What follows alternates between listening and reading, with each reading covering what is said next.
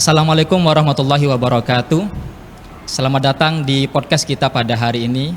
Pada kesempatan kali ini kita akan membahas banyak hal dan sharing banyak hal terkait dengan pola makan yang sudah diajarkan oleh Rasulullah Sallallahu Alaihi Wasallam. Sudah hadir di tengah-tengah kita narasumber beliau Dr. Saleh Al-Muhdhor, spesialis bedah saraf, kepala bagian bedah saraf Rumah Sakit Kepolisian Pusat Jakarta yang juga merupakan alumni Al-Khairiyah Bondoso. Assalamualaikum dokter. Waalaikumsalam. Sudah hadir pula di tengah-tengah kita beliau Ustadz Muhammad bin Umar Al-Haddar. Assalamualaikum Ustadz. Waalaikumsalam warahmatullahi wabarakatuh. Dan pada era sekarang banyak terkait dengan pola makan, dok. Saya ingin ke dokter, bagaimana Islam selaras dengan ilmu kesehatan, khususnya yang mengatur tentang pola makan, dok. Seperti itu. Baik, terima kasih moderator. Ini topik yang sangat menarik ya, karena rata-rata penyakit ke arah sekarang itu hubungannya dengan metabolik. Metabolik itu hubungannya dengan makan. Makan itu hubungannya dengan pola makan selain jenis makanannya. Jadi sebenarnya Nabi sejak 1500 tahun yang lalu sudah mengajarkan tentang pola makan ini ya Ustadz ya. Mulai dari cara, adab, makanan yang berkualitas seperti apa, jenis makanan apa, terus apa yang dilakukan sebelum makan, makanan utama, dan sebagainya.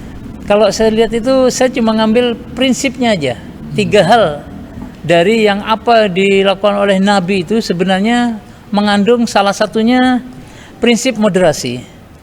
Jadi moderasi ini adalah makan sebelum lapar dan berhenti sebelum kenyang.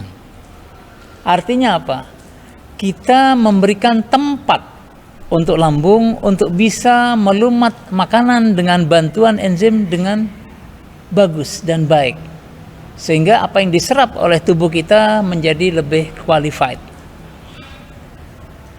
Kita kalau lihat lambung kita tidak boleh terlalu penuh dengan makanan, apalagi zaman sekarang ya, saya tidak tahu apa istilahnya itu, anak muda yang makan saji tapi dengan cepat ya, dengan porsi banyak. Nah ini porsi banyak itu sangat-sangat tidak sehat dari segi ilmu kesehatan. Tidak memberikan kesempatan kepada lambung untuk bisa melumat, mencerna makanan. Lambung kita ada mengandung beberapa enzim di sini, termasuk dari karbohidrat, dari lemak, lipase, maupun dari protein, protease ya. Dan masih ada enzim-enzim lain. Nah ini fungsinya, makanan yang kita makan dengan moderasi ini artinya tidak terlalu memenuhi lambung, sehingga fungsi enzim-enzim ini bisa berlangsung, bisa mencerna dengan lebih sempurna. Artinya apa? Makanan apabila dicerna dengan bagus dan lebih sempurna, maka kualitas makanan yang diserap oleh sel-sel tubuh akan jauh lebih bagus. Terus saya dengar prinsip Nabi Ustaz. Jadi sisakan 1/3 untuk makanan, 1/3 udara, dan 1/3 air. Nah ini sangat-sangat banyak penelitian tentang pola makan yang diajarkan oleh Nabi oleh peneliti barat justru. Tapi kesimpulannya ada, cuma beliau tidak menyampaikan ngambil dari mana. Tidak seobjektif akhir-akhir ini yang mungkin mereka nyampaikan. Ini saya ambil dari Al-Quran dan hadis. Tapi seolah-olah di mindset kita itu penelitian barat yang memang sudah bergejolak dan dengan mewahnya. Kalau kita lihat sejarah Islam sebenarnya tokoh-tokoh penting Persia dulu Ustaz, itu justru banyak kajian-kajian ilmiahnya. Saya tidak tahu nih, Ustaz lebih tahu mungkin. Titik hilangnya Islam di kajian ilmiah itu tenggelam, dan seolah-olah yang menemukan itu barat semua.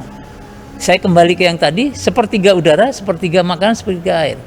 Bayangkan kalau kita langsung makan dengan jumlah yang cukup banyak, sampai mohon maaf kadang-kadang masih dipaksakan, ini mubazir. Waduh, ini tidak sehat untuk lambung, baik jangka pendek maupun jangka panjang. Jadi prinsip yang diajarkan Nabi 1500 tahun yang lalu itu masih selaras, masih harus dipakai sampai penelitian ini benar-benar tuntas. Dan semua penelitian ini bila belum sampai ke arah dari yang diarahkan oleh Al-Quran ataupun hadis, berarti penelitian yang belum, bukan Al-Quran atau hadisnya yang salah. Berarti sangat selaras. Selaras sekali. Yang kedua, saya ambil contoh praktek puasa yang dijalankan Nabi, terutama Shallallahu Alaihi Wasallam, baik puasa utama Ramadan maupun puasa sehari-hari, Senin Kamis maupun puasa yang lain. Ustadz lebih tahu hal itu. Jadi terbukti dengan puasa yang teratur itu menyeimbangkan kadar hormonal di dalam tubuh. Yang kedua, penting juga mencegah stres oksidatif di tingkat seluler, sehingga kematian sel tingkat seluler itu tidak usang lebih cepat, metabolismenya lebih bagus. Yang ketiga, mengurangi keseluruhan dari sumber peradangan di dalam tubuh. Saya ambil contoh awam ya. Kita punya truk dulu, zaman dulu, kerja seharian, dipaksa lagi seharian. Suatu saat ada istilah overhaul. Overhaul ini untuk membersihkan baik oli, kemudian mesin dan sebagainya, filter. Nah, ini perumpamaan ini mirip dengan tubuh, tapi ingat tubuh lebih kompleks. Ya. Artinya dengan puasa diistirahatkan fungsi-fungsi dan terjadi detoksikasi racun di sana, akan ternetralisir lagi. Terus poin yang ketiga ya, ada istilah mindful eating. Jadi mindful, ketenangan pikiran ketika makan. Nabi mencontohkan, jangan terburu-buru makan dengan jumlah besar, cepat, selesai, sudah. Tidak. Nikmatilah makanan, porsinya secukupnya. Nabi juga mengajarkan makanlah dengan 3 jari. Itu secara ilmiah terbukti. Artinya sekali ngambil kita bukan satu genggam besar dimasukkan ke mulut. Dengan 3 jari cukup. Dibantu air liur kita masuk makanan itu ke lambung dan dicerna dengan bagus dan sempurna. Hasil pencernaan yang tidak terlalu padat ini dengan ukuran yang cukup porsinya akan lebih berkualitas dan berkualitas dibanding yang jumlah besar. Dan yang kedua, mindful eating ini misalkan kita ambil, ayo kita makan bersama. Sering kalau di acara-acara kira Pak Ustadz makan walimah atau bareng-bareng kita. Nah, itu membuat pikiran lebih tenang. Sebab makan itu tidak hanya sekedar benda, tapi pikiran. Pikiran yang tenang ini akan mengirim sinyal ke otak. Artinya saraf sensorik akan dikirim ke otak. Dan ini akan mengirim balik lagi dengan apa yang kita kirimkan mengenai tentang makanan, jumlah maupun kualitas dari makanan yang kita makan. Itu aja mungkin dari saya. Saya hanya ngambil intinya. Tapi mungkin nanti adab makan dari Nabi, insya Allah Ustadz Muhammad akan menguraikan banyak sekali yang memang secara Islam sampai saat ini, zaman modern ini masih selaras Ustadz. Dan memang saya anjurkan anak muda terutama jangan hanya tertutup makanan, selesai tidur, makan tidur, tapi keseimbangan hidup. Betul. Dengan mengikuti pola yang diajarkan oleh Nabi Muhammad SAW. Demikian, terima kasih. Terima kasih Dok. Nah, ini menarik apa yang disampaikan oleh Dr. Arsali Al-Mudhor kaitannya dengan makan sebelum lapar dan berhenti sebelum kenyang. Apalagi sekarang tren makan terburu-buru atau kalau anak muda mengistilahkan dengan mukbang. Nah, saya ke Ustadz Muhammad selaku tokoh agama, bagaimana menyikapi makan yang terburu-buru yang seperti halnya mukbang itu Ustadz? Dalam Islam seperti apa Ustadz? Terima kasih. Baik, Masya Allah. Mendengarkan paparan dari Dr. Saleh, Masya Allah, tadi muncul hadis-hadis Nabi Muhammad SAW dan juga firman Allah. Kalau bab makanan ini ada satu ayat Al-Quran yang itu kalau dipegang akan membawa kesehatan untuk semua manusia. Firman Allah, kulu washrabu wala tusrifu. Makan dan minumlah dan janganlah berlebih-lebihan. Al-Quran. Dan ini menurut ya saya dengar dari para medis, ini sumber kesehatan. Ya. Makan dan minum, tapi jangan berlebihan. Kalau dalam hadis Nabi Muhammad SAW, beliau menjelaskan dalam sabdanya yang diriwayatkan oleh Imam Tirmidzi, ma mala'a adamiyun wi'aan syarran min batnih. Tidaklah seorang hamba, seorang manusia itu memenuhi suatu tempat yang lebih berbahaya daripada perutnya. Kalau diisi penuh, itu sangat berbahaya kata Rasulullah. Nah, ini berkaitan dengan makan tidak terlalu banyak. Atau kalau lebih didetail lagi tadi seperti sepertiga untuk makanan, sepertiga minuman, sepertiga udara.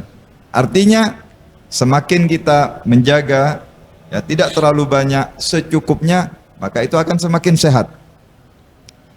Dalam hadisnya yang lain Nabi mengatakan nahnu qaumun la na'kul hatta naju' wa idza akalna la nashba'.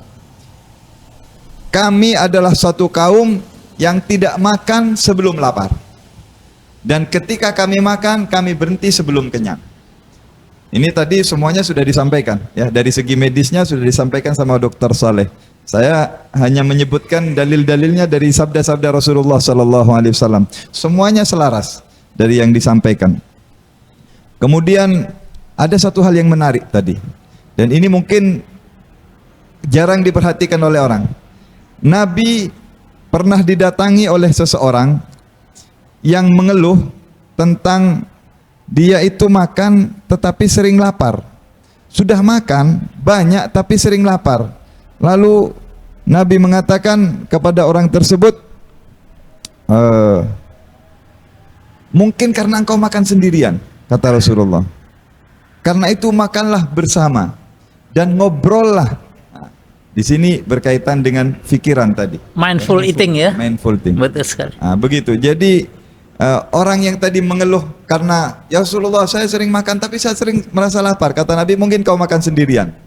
Di sini Islam menganjurkan kita untuk selalu makan bersama, ya, hal kebersamaan. Bahkan makan bersama ini, ya, dalam satu sabdanya Rasulullah, ada salah satu sifat anak-anak kalau dimiliki oleh orang dewasa, maka orang dewasa itu akan menjadi kekasih Allah dan walinya Allah. Di antara salah satu sifatnya adalah makan bersama. Anak-anak itu suka makan bersama. Bahkan kalau mereka punya makanan, mereka cenderung untuk memberitahu kepada temannya dan mengajak. Nah, ternyata beda, kita kalau sudah dewasa, kita sering menyendiri, menyembunyikan makanan kita. Nah ini kita perlu untuk kembali kepada sifat anak-anak kita seperti dulu. Makan bersama, ketika makan itu dengan ngobrol, bercerita hal-hal yang baik. Nah di sini membuat ya kesehatan. Ya. Itu dari beberapa hal tadi yang dipaparkan oleh Dr. Saleh, yang disebutkan banyak sekali dari sabda-sabda Rasulullah, dan itu inti-intinya. Begitu Ustaz. Nah, terima kasih Ustaz. Ini sangat selaras yang sudah disampaikan oleh Dr. Saleh Al-Mudhor dan juga Ustaz Muhammad, bagaimana ajaran agama Islam yang sudah diajarkan oleh Nabi Muhammad SAW itu sangat selaras dengan ilmu pengetahuan, yaitu ilmu kesehatan, Dok, seperti itu Dok ya. Nah lalu saya ingin bertanya terkait dengan kebiasaan makan buah sebelum makan berat. Mungkin saya ke Ustaz Muhammad terlebih dahulu. Barangkali ada ajaran Rasul Ustaz yang Masya Allah. menganjurkan makan buah sebelum makan berat. Rasulullah SAW sangat menganjurkan makan buah. Bahkan Al-Quran itu ada ya, di surat Al-Waqi'ah. Kalau kita baca surat Al-Waqi'ah, wa fakihatim mimma yatakhayyarun wa lahmi tayrim mimma yashtahun. Di sini kalau dari urutannya Al-Quran, Allah mengatakan buah-buahan baru daging ya. Allah mengatakan wa fakihatin, buah-buahan yang telah mereka pilih, dan daging burung daripada yang mereka inginkan. Kalau ikut urutannya Al-Quran, Al-Quran menyuruh buah-buahan dulu, baru daging. Artinya disuruh buah-buahan dulu, baru makan makanan berat. Imam Ghazali menyebutkan di dalam Ihya Ulumuddin, kata Imam Ghazali, buah-buahan adalah makanan yang dianjurkan untuk dimakan terlebih dahulu sebelum makan makanan yang lainnya. Karena menurut Imam Ghazali itu kepencernaan lebih baik.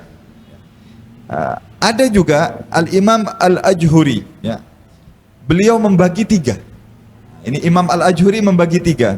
Ada buah-buahan yang bagus dimakan sebelum makan, ada buah-buahan yang bagus dimakan bersamaan dengan makanan, ada buah-buahan yang bagus dimakan setelah makan.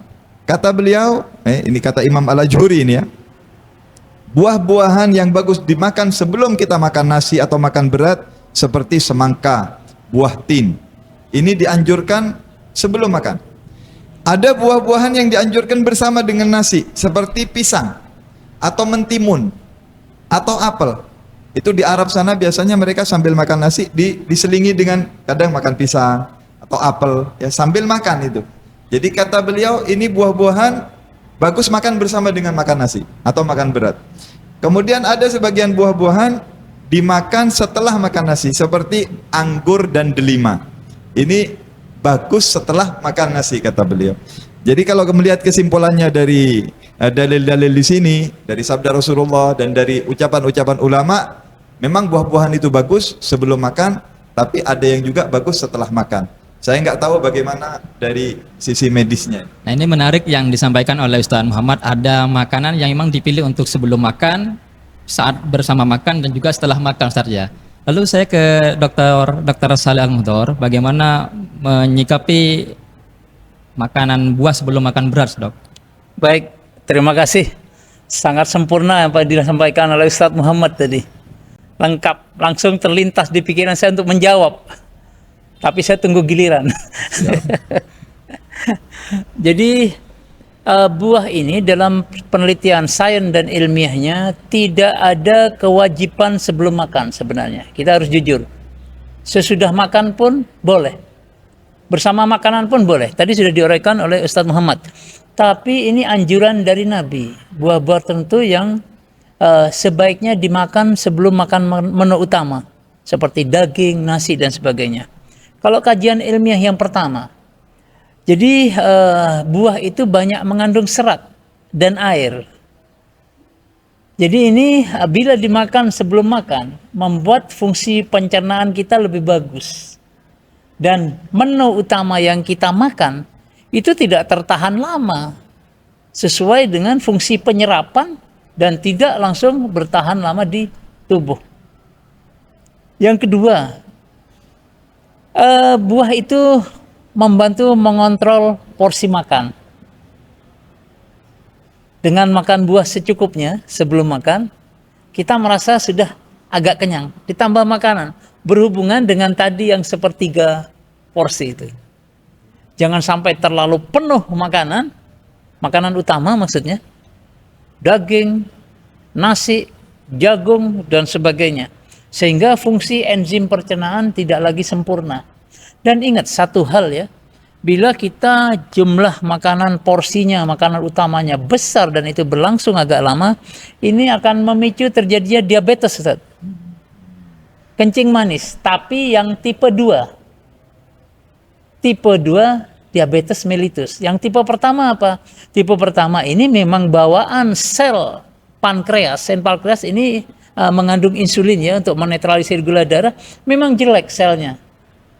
Jadi jumlahnya sudah tidak bagus, tidak sesuai. Yang tipe 2 ini selnya bagus, tapi menetralisirnya tidak bagus. Awalnya bagus, menetralisir. Tapi karena diforsir tiap hari dalam jumlah besar harus menetralisir, ini lama-lama akan terkena diabetes mellitus. Saya kira itu. Kalau ditambah lagi, gula ini, buah ini mengandung gula, tapi bukan glukosa, fruktosa. Fruktosa ini pada buah-buah tertentu bernilai sangat bermanfaat untuk kesehatan. Jadi fruktosa ini sangat membantu dalam proses-proses lain, seperti membantu kerja enzim, membantu proses pencernaan, dan sebagainya. Jadi menghindari lonjakan gula darah yang terlalu cepat. Ya. Kemudian yang satu lagi mungkin membuat mindful kita, pikiran kita, seolah-olah di benak kita tuh begitu lihat makanan enak, lezat dalam jumlah besar, bagaimana caranya menyantap sebanyak mungkin, sehabis mungkin. Ini mindful. Artinya balik pikiran kita, makanan banyak, lezat-lezat, kita sudah dengan buah sudah cukup. Kita mau ngambil porsi secukupnya. Ini yang dibilang sehat ala Rasulullah SAW. Jadi sangat-sangat berkesinambungan. Dihubungkan juga dengan tadi yang saya sebutkan. Porsi makannya jangan terlalu penuh. Dianjurkan pakai tangan, bukan sendok. Dengan tangan ini kita tahu porsi yang masuk. Terus ada hubungan antara fisik dengan batin. Kepikiran kita lagi, mindful eating lagi, sehingga pola pikiran kita kemasukan makanan itu seolah-olah tenang, ngirim sinyal lagi, melumat, bekerja dengan lebih bagus, sehingga kualitas makanannya sangat-sangat bagus untuk diserap. Saya kira itu. Terima kasih. Ini informasi sangat menarik sekali yang dijelaskan baik dari Ustaz Muhammad dalam perspektif agama Islam maupun dari Dr. Saleh dalam perspektif ilmu kesehatan. Karena kebiasaan masyarakat kita kalau tidak makan nasi dianggap tidak makan. Padahal kalaupun beli buah itu menjadi makanan yang berbeda dengan nasi seperti itu. Karena saya kira dengan makan buah ataupun sebelum makan beras sangat penting dan kita teredukasi dengan penjelasan kedua narasumber pada kali ini. Selanjutnya saya ke Ustaz Muhammad. Ustaz. Barangkali ada adab dari Rasulullah yang diajarkan. Sebentar Ustaz, saya ingin tanya satu hal sama Dr. Saleh. Ada anjuran Nabi menyuruh kepada Sayyidina Ali bin Abi Thalib, "Ya Ali, ibda' ta'amaka bil milih." Wahai Ali, sebelum kamu makan, cicipilah garam. Saya ingin bertanya, bagaimana tinjauan medisnya dengan makan garam? Karena di sini Nabi menyuruh Sayyidina Ali sebelum mulai makan dan sesudah makan untuk mencicipi. Artinya dengan ujung jari, hanya sebatas sedikit saja. Itu bagaimana medisnya, dokter? Baik, Ustadzuna, Masya Allah ini. Sebelum saya ke arah garam, artinya ini merangsang ya. Sesuatu yang memang tidak netral, merangsang air liur untuk keluar lebih banyak, merangsang untuk bisa memakan dengan lebih baik dan sempurna, merangsang enzim-enzim lambung. Tapi ingat, tidak boleh berlebihan, sangat bahaya dari segi kesehatan. Bagaimana Ustadz memakan makanan, misalkan makanan itu hambar tanpa suatu garam, kemakan juga, tapi rasanya ngirim sinyal ke otak, ini kok kurang enak. Dan ingat, dalam ajaran Islam saya pernah baca, tidak boleh kita mencaci makanan. Ini kok seperti ini makanannya, kok ini akan ngirim, mindful lagi ke otak, ngirim sinyal lagi, penyerapannya tidak sempurna. Nah ini, jadi garam masih bermanfaat. Kita menambah nafsu, sama aja. Kalau kita tidak tanpa garam misalkan, kita melihat makanan yang lezat, aromanya kerasa, akan keluar air liur sendiri dari kita. Akan merasa, wah ini nikmat sekali. Di saat itulah kita sebagai pemuda, terutama Islam, anjuran Nabi. Begitu lihat makanan lezat, jangan langsung, saya mau habisin itu. Tidak. Rem pada diri kita. Mindful lagi, ngirim ke otak. Bahwa kita harus makan secukupnya dan seperlunya. Ini lebih bermanfaat daripada makan berlebihan. Saya kira itu Ustadz. Terima kasih. Terima kasih banyak, Masya Allah.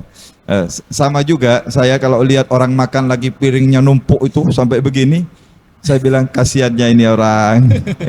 Ya mungkin dia menikmati sekarang hanya 5 menit, 10 menit, tetapi bahayanya, mudaratnya untuk tubuhnya. Ya. Apalagi bulan Ramadan, Ustaz ya. Subhanallah. Semoga Allah selamatkan. Yang ini Ustaz kaitannya dengan adab Rasulullah sendiri, Ustaz. Baik. Barangkali ada yang diajarkan. Terima kasih, Masya Allah. Kalau adab makan ini sangat banyak, kompleks, lengkap. Karena itu saya mau anjurkan setiap rumah, setiap orang Islam kalau bisa beli kitab adab. Nah ini kitab adab karangan Habib Muhammad Amin bin Idrus bin Syekh Abu Bakar bin Salim, ulama muda dari Jember. Ya. Masya Allah. Ustaz, itu ada terjemahannya, Ustaz? Ini bahasa Indonesia. Oh, bahasa Indonesia. Bahasa Indonesia dan tapi dalil-dalilnya diambil dari Al-Quran dan dari hadis. Masya Allah. Di sini disebutkan lebih 52 adab-adab makan. Belum minumnya. Ini baru makannya aja. Adab minumnya ada lain lagi.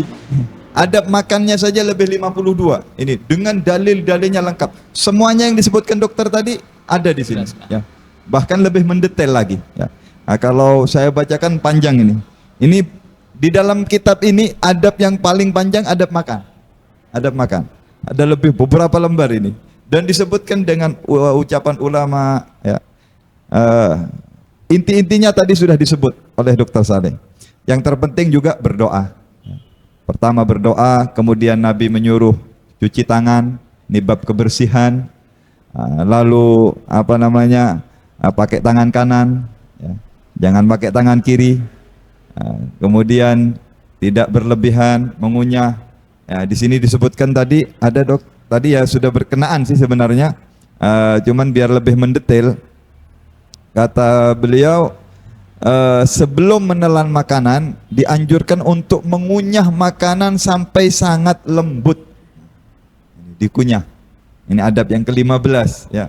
Bahkan disebutkan di sini ya, hikmah mengunyah makanan, melancarkan proses pencernaan, mencegah diabetes, membantu menghilangkan, ini mestinya bagiannya Dr. Saleh ini, tapi di sini sudah disebut ini. Masya Allah, sudah disebut ya. Menurunkan berat badan. Nah, ini termasuk diet nih.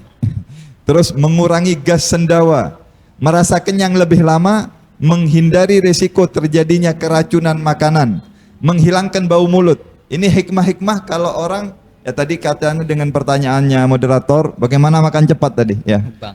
Apa istilahnya? Mukbang. Mukbang ya. Mukbang ya. Di sini disebutkan kalau makan itu dikunyah yang lembut. Tentu kalau dikunyah yang lembut perlu waktu ya. Nggak bisa dengan makanan dengan cara cepat tadi. Ya. Ada banyak di sini adab-adabnya dan inti-intinya tadi sudah dibawa. Kalau kita praktekkan itu semuanya, insya Allah kita disehatkan oleh Allah Subhanahu Wa Taala, dijauhkan dari penyakit dan diniatkan juga mengikuti sunnah Nabi Muhammad Sallallahu Alaihi Wasallam. Begitu Ustaz. Baik, terima kasih Ustaz. Sebelum podcast ini ditutup, mungkin ada nasihat yang disampaikan oleh dokter dan juga oleh Ustaz Muhammad kaitannya dengan bagaimana menjaga pola hidup yang sehat, utamanya anak muda Ustaz, dalam pola makan ini, Dok. Masya Allah. Terima kasih. Saya dulu Ustaz. Ya, baik. Baik.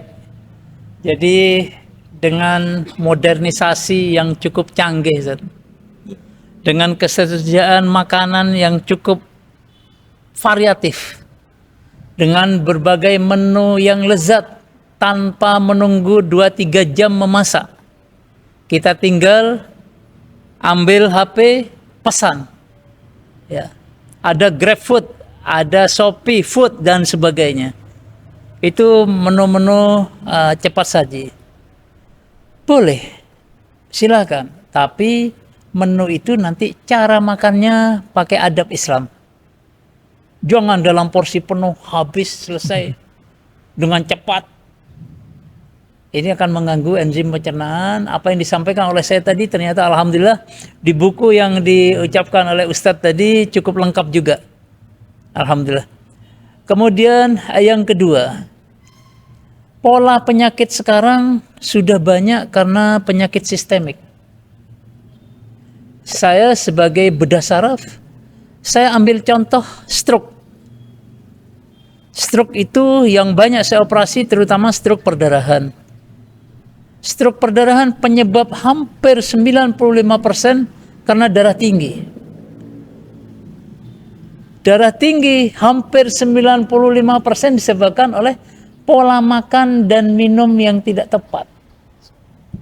Jangan sampai, saya terakhir operasi termuda stroke itu perdarahan usia 32 tahun. Dan karena memang tekanan darahnya tidak terkontrol. Saya tanya ke istrinya, ini bagaimana orang tuanya? Saya tidak tahu, Dok. Tanya lagi tidak tahu. Bagaimana pola makan? Dia senang seafood. Jadi kalau makan kepiting itu sampai sekian, udang sekian, kata dia, wah kalau nasinya cukup sedikit, kita makan itu yang banyak. Itulah artinya apa? Terlalu berlebihan kita, bernafsu terlalu ini untuk menghabiskan suatu makanan. Padahal benar kata Ustadz tadi, makanan dimakan hanya sekian menit terasa enak di mulut. Setelah itu masuk ke pencernaan, tidak ada lagi. Di lambung bilang enak ini, tidak ada. Hanya di mulut. Maka peliharalah jangka panjang. Selain itu anjuran Nabi nih Ustaz. saya sedikit membawakan, kalau ada yang salah mohon dikoreksi. Berolahragalah dengan teratur. Jadi ini sangat menunjang ke medis. Olahraga yang dianjurkan oleh Nabi kalau tidak salah berkuda, berenang dan memanah kalau tidak salah. Itu sangat-sangat berfungsi maksimal, baik dari fisik maupun psikologis dan kolaborasi antara fisik dan psikologis. Di zaman sekarang di mana Nabi menganjurkan kurang lebih 1500 tahun yang lalu. Saya kira itu. Terima kasih, Dok. Yang terakhir, jangan segan bila ada keluhan mengenai hal-hal yang berhubungan dengan pola makan, kesehatan dan sebagainya. Jangan menunggu dengan konsumtif obat sendiri. Tidak ada salahnya berkonsultasi dulu. Siapa tahu itu merupakan penyakit-penyakit yang memang metabolik yang lebih banyak disebabkan oleh makanan. Gitu aja, terima kasih. Terima kasih, Dok. Baik. Dari Ustaz Muhammad. Masya Allah, terima kasih Dr. Saleh. Saya mau menambahkan saja, ya. Tadi kita sudah bahas lengkap insya Allah ya Ustaz. Saya mau menambahkan tentang di akhir-akhir ini, ya, banyak orang makan itu mereka sibuk memposting makanannya. Ya. Di dalam ilmu agama itu ada penyakit namanya penyakit ain atau penyakit mata. Mata. Ya. Mungkin dari segi medis, mungkin ini saya nggak tahu ya, hal yang gaib mungkin dari segi medis, tapi dalam agama itu ada, penyakit mata itu ada. Dan berapa banyak orang sekarang itu mau makan siang diposting dulu, mau makan malam diposting, bahkan setiap mau makan diposting. Ya, itu menurut saya kurang bagus. Ya. Semakin banyak orang yang melihat makanan kita, apalagi melihatnya dengan pandangan negatif, dengan pandangan iri, maka akan semakin bermudarat, itu membahayakan kepada kita yang mengkonsumsi makanan tersebut. Bahkan saya punya teman ini dokter ya, ini pengalaman pribadi. Saya punya teman meninggal waktu mondok. Dia sudah berobat ke sana kemari, dioperasi, medis sudah selesai menangani, tetapi tetap nggak sembuh. Akhirnya dibawa kepada satu orang pinter. Orang pinter ini mengatakan, kamu memakan sesuatu yang makanan itu kena ain, kena pandang oleh orang, dan itu menjadi penyebab sampai dia meninggal di Tarim. Ya, namanya Agil. Itu. Singkat cerita, jangan banyak memposting makanan-makanan kita. Ya bolehlah kalau mungkin pas diperlukan, sewaktu-waktu lagi mungkin bersama. Tapi kalau kita siang malam setiap hari kita posting makanan, bukan sekedar makanan aja, ini luas ini kalau bab ini. Misalnya kita punya anak bayi, jangan sering ditunjukkan, ya. Karena setiap nikmat yang Allah berikan kepada kita itu ada orang yang iri. Nah, ketika dipandang oleh orang yang iri, ini di sini namanya ain, itu akan berdampak negatif, bisa menyebabkan sakit, bahkan sampai kepada kematian. Ya. Banyak di zaman Nabi, sahabat itu kena pandang orang sakit, ya. Dan Nabi menganjurkan untuk berlindung. Makanya kita diajarkan doa oleh Rasulullah. Ini berkaitan dengan memposting ya. A'udzu bikalimatillahi tammah min kulli syaitanin wahamah wa min kulli ainin lamah. Kita berlindung daripada pandangan mata yang jelek. Nah, itu kalau saran saya ya, kita makanan jangan sering diposting. Nikmati sendiri begitu kan. Kemudian ikuti adab-adabnya Rasulullah, cuci tangan, makan tidak berlebihan, makan yang sehat, berolahraga dan semuanya ya. Kalau bisa dibaca di kitab adab, itu ada lebih 50, insya Allah kita akan diberi kesehatan oleh Allah Subhanahu wa taala. Begitu Ustaz. Baik, terima kasih Dr. Saleh Al-Muhdar dan juga Ustaz Muhammad. Alhamdulillah kita sudah di penghujung podcast kali ini. Kita sudah banyak menerima informasi maupun ilmu pengetahuan yang disajikan oleh beliau, narasumber berdua pada hari ini. Semoga dengan menjaga pola makan yang sehat, kita diberikan umur yang panjang dan umur yang berkah dan juga kesehatan yang banyak. Amin. Saya selaku host pada edisi kali ini, kami mengucapkan terima kasih kepada Dr. Saleh dan juga Ustadz Muhammad. Semoga kita dipertemukan pada edisi podcast selanjutnya. Amin. Assalamualaikum warahmatullahi wabarakatuh. Waalaikumsalam warahmatullahi wabarakatuh.